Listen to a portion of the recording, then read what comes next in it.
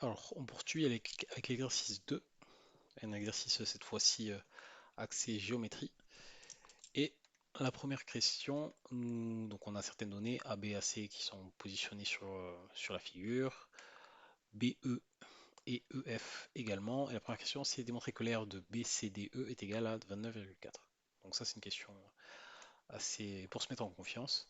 B, C, D, E, c'est un triangle, c'est un rectangle, pardon. Rectangle, on connaît la formule du rectangle, c'est longueur fois largeur. Ici, on connaît la longueur, on connaît la largeur.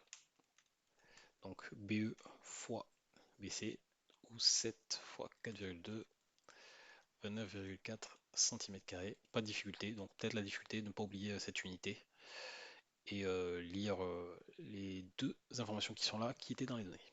On poursuit avec la question 2 de A. Montrer que la longueur AE est égale à 5,6. Donc AE, on n'a pas cette information dans les données. Par contre, on peut remarquer que AE, c'est un des côtés d'un triangle rectangle ABE. Donc, dans le triangle ABE, triangle rectangle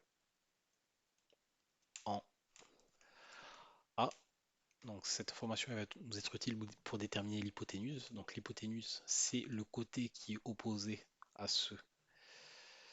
à l'angle droit.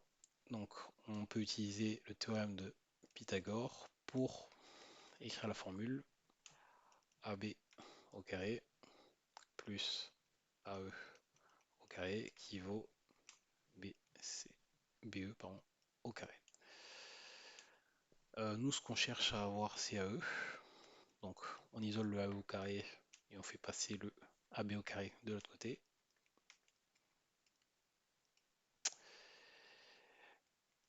Ça, c'est des valeurs qu'on connaît. Donc, BE au carré, BE c'est 7, 7 au carré moins 4,2 au carré. Alors, si je ne me trompe pas, ça vaut 17,64.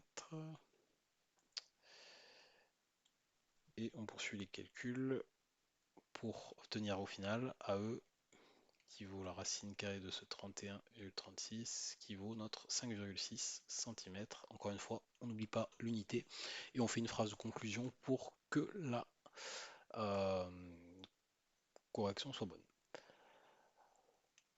En B, donc on doit maintenant calculer l'aire de ce triangle rectangle justement, ABE. Donc l'aire d'un triangle rectangle, ce qu'on peut se dire, c'est qu'on peut la voir comme la moitié de l'aire d'un rectangle. L'aire d'un rectangle, on sait très bien ce que c'est largeur fois longueur. Et donc l'aire de ABE, ça va être la moitié de la longueur fois la largeur, donc 4,2 fois 7, ou base fois hauteur si on considère le triangle. 4,2 fois, pardon, 5,6, puisque AE vaut 5,6. Ça, je n'ai pas fait le calcul, mais à la calculette, on obtient la valeur, donc ce serait environ 20, 21, 22, 11 quelque chose. 11, quelque chose. En centimètres carrés. Alors, montrer que les droites ED et HA sont parallèles. Alors, là, on pourrait penser à utiliser le théorème de Thalès, mais il y a un théorème qu'on a vu peut-être en sixième ou cinquième, qui est que donc, quand je suis dans une configuration dans laquelle j'ai une droite qui est perpendiculaire à deux autres droites, donc dans notre situation, HD est perpendiculaire à la fois à H et à ED, alors ces deux droites sont parallèles. Donc on a directement ED et qui est parallèle à HA. Et enfin, la question B, donc là, calculer la longueur AH. Donc longueur AH, cette fois-ci, théorème de Thalès. On a au cours des questions précédentes montré que les deux droites étaient parallèles. On a l'autre hypothèse qui est nécessaire pour utiliser le théorème de Thalès, donc on va le faire. Alors, on a pour les hypothèses, on a A, E, F et H, D, F alignés. Bon, dans cet ordre.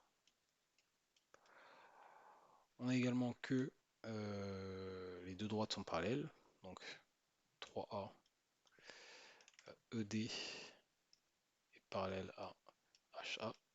Donc on peut appliquer le théorème de Thalès qui nous dit entre guillemets que il y a une proportionnalité entre les côtés du petit rectangle F, E, D et du grand rectangle F, A, H.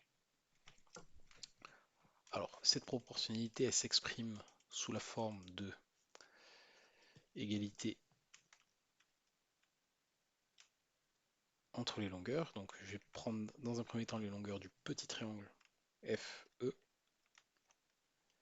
FD et F et ED pour le côté vertical. Et je vais faire correspondre à ces petits côtés, les grands côtés, donc FA, FH et AH. Nous, la longueur qu'on cherche, c'est AH. Cette longueur, je vais essayer de l'obtenir à partir des informations que j'ai enseignées. Alors, sur le côté FA, on a pas mal d'informations. On a EA et on a FE. Donc on peut essayer de se servir de ça pour trouver AH. Alors je vais faire l'application numérique. Donc FE c'était 7. FA donc c'est FE plus EA. Donc 7 plus 5,6. Et ED, ED, puisque c'est la largeur, c'est 4,2. Donc H. Le produit en croix nous dit que H vaut 4,2 fois 12,6 sur 7.